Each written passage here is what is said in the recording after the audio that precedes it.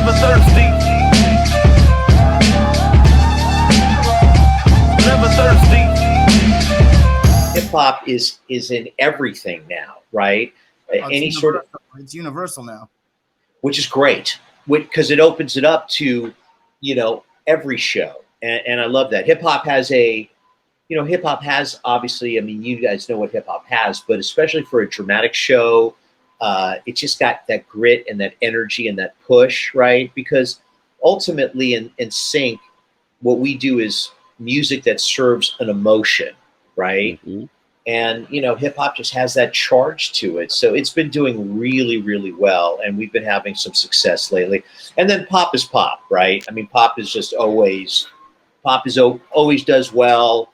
There's always. How does it work with covers? Because I see a lot of these, like specifically like, some of these movies, you see like some really, some broken down version of some song with like a creepy kind of melodic version of an old hit song. That got very all the time. So it got very popular to have like an old classic rock song redone with a girl with a very ethereal voice, and it's like a massive attack kind of feel to it. Right. Here's how it works. If you own the master, right, there's two parts to licensing. There's the publishing, who are the songwriters, and then there's the master, which is the recording. If you cover, I don't know, a Beatles song, let's say, you can license your recording for whatever you want, but the show still has to go to the Beatles representative. So you still have to go to, their camp to get the rights to do that, right? Just because you covered a song does not mean yours. Right. So What about like, how does it work on like songs that are older than a certain amount of years are like fair game? Like, what's that rule? If something has come into the public domain, you can license it for nothing. The publishing side, right? The recording probably is still owned by a company, right? Because a recording is, recordings going into the public domain are kind of a different thing. And to be honest with you, I don't understand all the levels of that.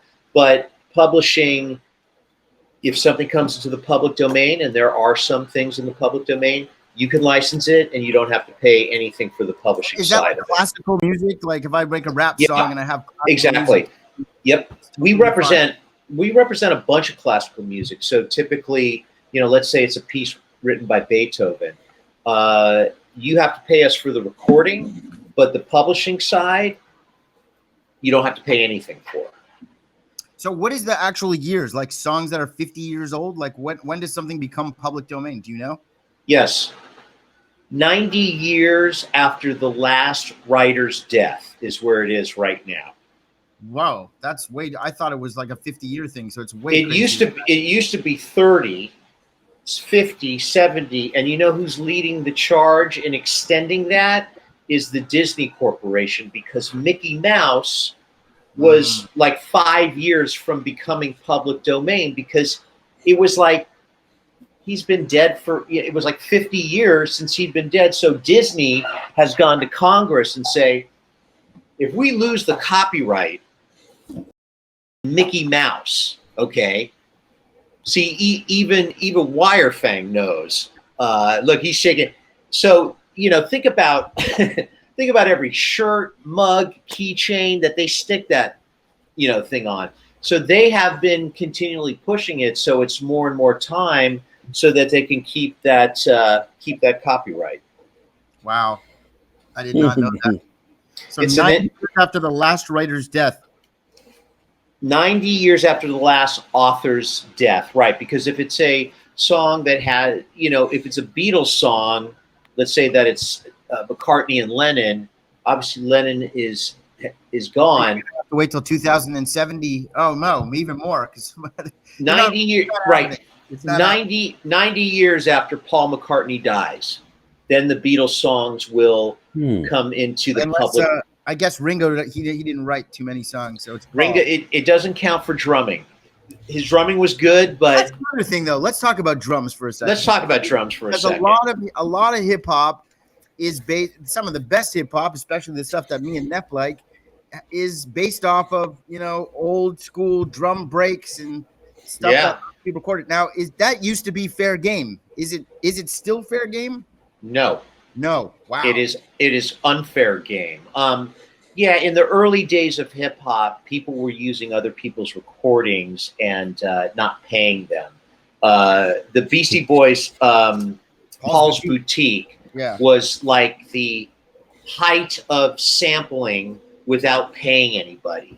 That record would have never been made, and it's in a way it's interesting because it's a brilliant record, I think. But they used so many samples on it, and expensive samples too. So now, if you want to license something and you're using a sample, let's say of a drum break, you've got to make a deal with the publisher, and you've got to make a deal with whoever owns the master, right? So somebody can be like, no, that's my drum beat. And how would they know? If it's just like, it has to be like a distinguishable thing, or? Well, you can always try to get away with it, but I think at this point, most people would not recommend it because there are legal ramifications that you really don't want to deal with. Right. I mean, if it gets popular enough, somebody is going to figure it out. I guarantee you, if the song doesn't ever do anything, then you're probably fine. So even like the one, like there's like that classic drum break from like that was used a million times. Impeach the president. That's what you talk about. I guess it's like that's it. Milli Vanilli used it. Eric B and Rakim used it. Is that the Amen break?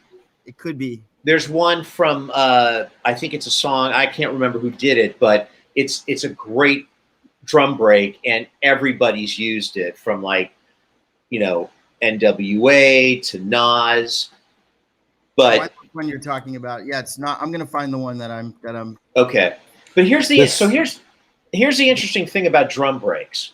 So James Brown's main drummer was a guy named Stubblefield, I think it is, right? Amazing funk drummer. When you go to even though you're just using the drum break, he didn't write any of the James Brown songs. So James Brown gets all the money for that and makes the decision. Oh, shit. So I think there's actually, if you go online, there's a documentary about, can't remember his first name, but Stubblefield is his last name, about how, he's on more hip hop than anybody in the early days, and he didn't get a penny for it. James Brown got all that money. Even if you're not using, if you're only using the drums in the beginning of Funky Drummer, right? James Brown gets all of that. That's sort of how publishing works in the United States. And I think, that's how it was for many years. I mean, you look at the Beatles records, Lennon McCartney, you look at Rolling Stones, Jagger Richards, the other band members probably contributed a lot to these songs, but they're not getting the writing. And then, a band that I reference all the time because I'm a nerd and I love them, but Toto was one of those bands that gave everybody, the drummer's incredible, but he's got a writing thing. Yeah. It's like those bands that did it like that. But most bands didn't protect their own. Well, you got to remember this too. Yeah. These days, you'll find that most bands are giving everybody in the band at least some part of the publishing, right? There's certainly the main there's the main songwriters, right? But you got to remember, like back in James Brown or the Beatles or Rolling Stones, it wasn't as much that they were trying to be. No one thought in 50 years, right, that somebody's going to come and want to get the drum break in the beginning of Funky Drummer, right? Most of these acts, you could see early interviews of like the Rolling Stones or the Beatles, and they're like, if we could do this for a couple of years, it would be great.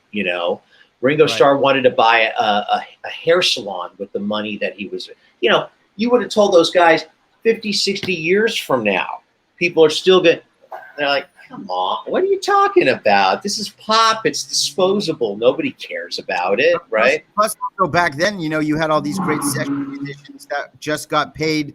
Come in the studio. Here's $500. Come play the guitar, and like no publishing. It's like Well, you know what? We have a weird system. So there's a problem in the United States, and the problem is this: our publishing laws were made and set to work with piano rolls, right? That was the first, musical devices ever sold. So when you sold piano rolls, it was just the song. There was no artist. And that's why there isn't a lot of sort of areas for the drummer to make money, right? You either write the song or you don't write the song, and that's it, right? And listen, the drummer for James Brown deserves some money for for sure. What do you mean? The most breaks of anybody. We're running out of time here, but I want to play this. This is the drum thing I was talking about. This one. Oh, that one. Yeah. Yeah. That's full. Rakim. Yeah, that's on everything. That's been. What's it originally from? Do you know? Do you have that? Soul Searchers. It's like some 70s. Is that Kill the President? Yeah, it's the Soul Searchers. No, it's not Impeach, is it? Road clip.